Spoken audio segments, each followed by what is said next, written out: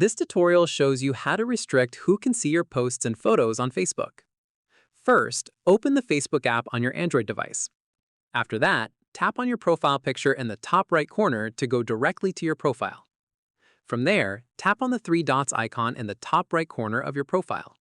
At this point, scroll down and look for Lock Profile in the menu. In the next step, tap on Lock Profile to access the lock settings. Following this, Facebook will explain what happens when you lock your profile.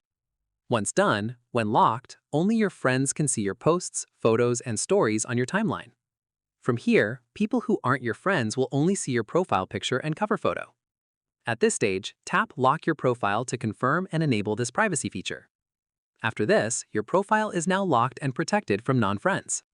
Once completed, you can unlock your profile anytime by going back to the same menu and tapping Unlock Profile.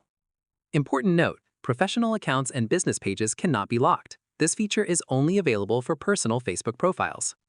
And that's it. If this profile lock guide helped you increase your Facebook privacy, give it a like, subscribe for more Facebook tutorials, and tap the bell icon for updates. See you in the next one.